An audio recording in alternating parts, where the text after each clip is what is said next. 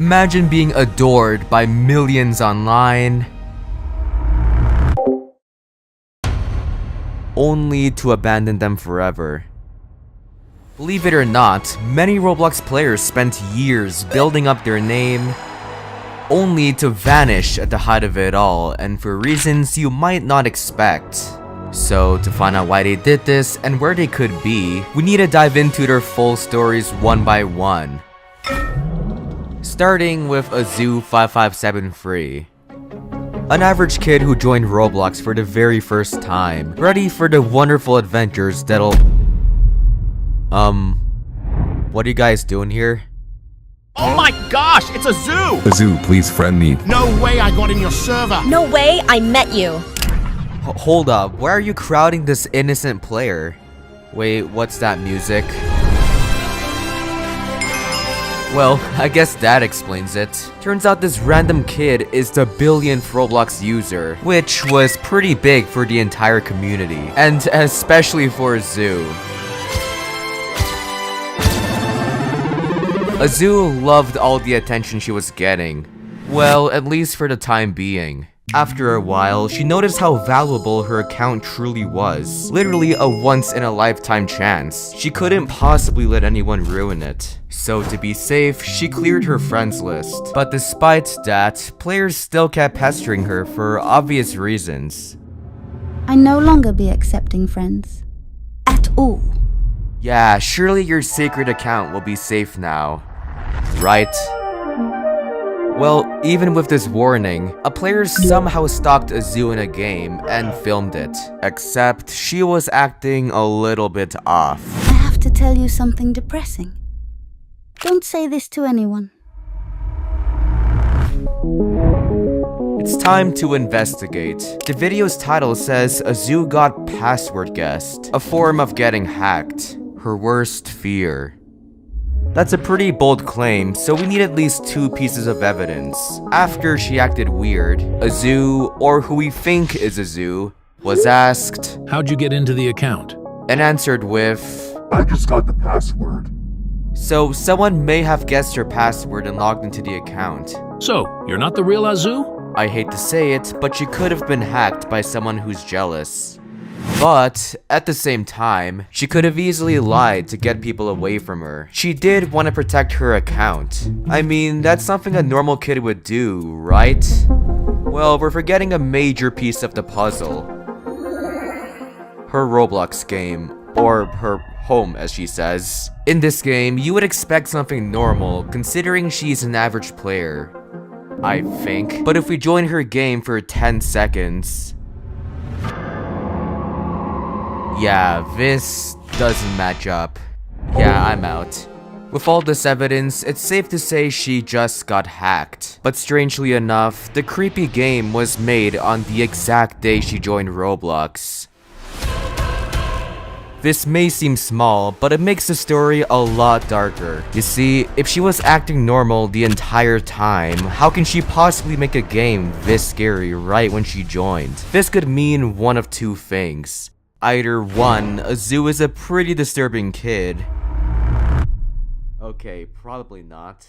Or 2, she was immediately hacked right as she joined without even knowing. Thankfully, there's one more piece of evidence I forgot. The guy in the video from before also stated Azu logged out of her account for a whole month after she joined. Theoretically, she could have logged out after making the account, only for someone else to hack in and make the creepy game, without her knowing, of course. And after a month, she logged back in and realized she was famous. So she took safety measures, only for her to get hacked again, as seen in this video. So from that point on, she's been exiled out of her special account for half a decade. The situation is honestly really sad. She's just an innocent kid who happened to be the billionth user. So lots of bad apples took that away. To this day, we don't know where she is or what she's up to. So let's hope our next story ends off on a happier note.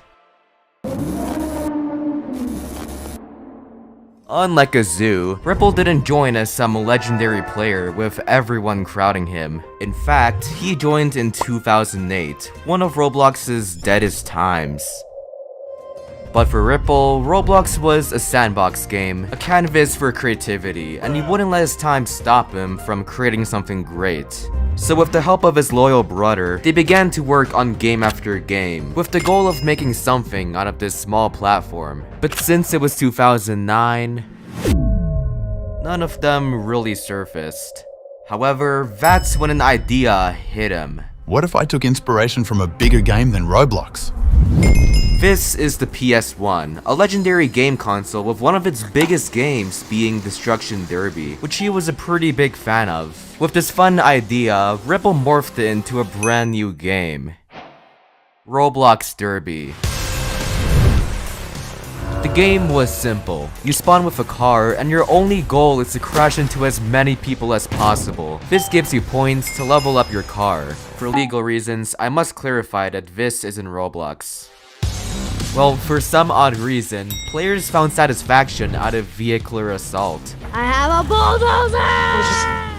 causing the game to reach 7 million visits, which at the time converted to 700,000 Robux, a nice motivation to keep things going.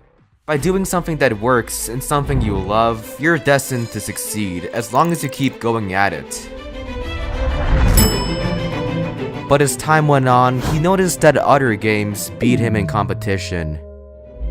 But being the dedicated dev he was, he used his money to grind out a new game. But unlike all the other games, this one had way more potential. It was way ahead of its time, but to fully understand how, let's compare it to a modern game, Star Rail Simulator, the sponsor of this video. Similarly to Ripple, the owner was inspired by Honkai Star Rail, a popular RPG. He turned it into a Roblox game where your goal is to defeat monsters to get credits for stronger abilities.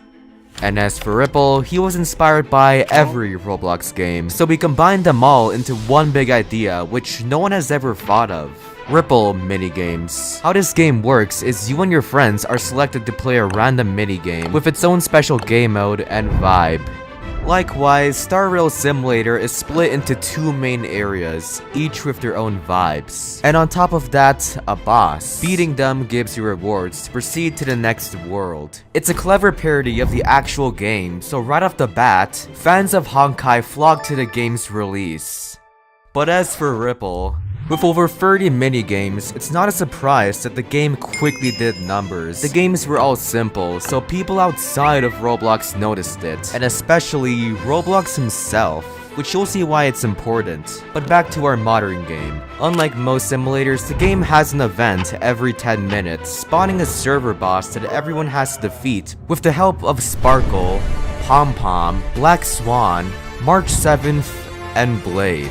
Special fighters that came from and can be used in the original Honkai. Anyways, beating the boss gives you Stellar Jades, a special currency to get even more OP abilities. And as for Honkai itself, you can use my code to get 50 Stellar Jades. So now it's a good time to check out the game's events. Oh, and speaking of events, every year Roblox hosts a special event, Egg Hunt, which everyone loved. To do this, he chose his favorite games to hide them, one of them being Ripple minigames. Immediately, players flocked to the game to find the eggs, but while doing so, got obsessed with the various different minigames it had to offer. Overnight, the game was hitting record numbers. Ripple was thriving, players were playing, and even Roblox himself was happy. With the game bringing life to the platform, this seems like the start of an incredible journey. But during all the success, one player in particular was heavily inspired and thought, surely I can make my own version of this. Just like how Ripple was inspired by Destruction Derby, Typical was inspired by Ripple minigames. It's a beautiful cycle. So a few weeks later, he made Epic Minigames, a near perfect replica of Ripple's, except with better maps, better game modes, and better marketing. Now that I say it, it seems kind of threatening to Ripple's game. But let's not be negative, I'm sure they'll totally coexist in harmony. Despite their competition, both games grew at the exact same speed, except Epic Minigames was more frequent with updates. Every week, they added more creative minigames, which even the Roblox staff really loved. These devs seem dedicated. We should include them in our official events. Huh? So in June of that year, Epic Minigames had its first event, where players get a special item from playing the minigames. This was a genius move, because Roblox back then was getting tons and tons of new players, and the minigames themselves were easy to understand. This did wonders for Epic Minigames, so a few months later, Roblox included them in another event. And another... and another... Wait, I feel like we're missing something. Isn't this video supposed to be about... Oh. After all the support, Epic Minigames assembled a way bigger team, leaving Ripple in the dust. So he passed his crown and quietly moved on. But he was far from done. Just like his first success, he took inspiration from another one of his favorite games, Rust, a multiplayer survival game. The idea was pretty simple, so with a small team, they made a whole new group called Rovive, spent a year passionately working on the map and weapons, with the hopes of this game finally getting... Aw, come on. You may be wondering how a guy Roblox loves got banned. Well, this began when a fan made their own group inspired by him, but the group in question made a game completely ripping off Pokemon. Roblox thought it was Ripple's group and punished him instead. Attempt after attempt, Ripple angrily tried to get his stuff back, but to no avail. But after days of pestering, he got his account back, but he saw the platform in a different light. Ever since, he was getting less and less active with his game, until he completely disappeared. If you go to his main game, it's still up, but his profile is completely banished. Perhaps Roblox banned him again, but if you go to his Twitter, he says he's permanently retired. People claimed this was because he allegedly scammed his team for Rovive, which could explain a lot. With all this spreading around and his throne being taken, it's honestly kinda sad. But a clue he left behind caught me off guard. According to a website that saves data, Ripple states he's no longer enjoying Roblox and only wants money. So these issues really killed his passion, causing him to focus more on life. But either way, after pioneering a new type of game, helping with huge events, and bringing life to the platform, he's definitely made his mark. So let's hope he inspired the new generation to do the same. Well, we're in luck, cause our next player might do just that. Just like Ripple, he's driven, dedicated, and determined to make Roblox games. Cause years before, he's been a fan of them, but none of them truly stood out. So, he wanted to be as different as possible with his games. To make myself and Decabox more clear, let's investigate his earliest game.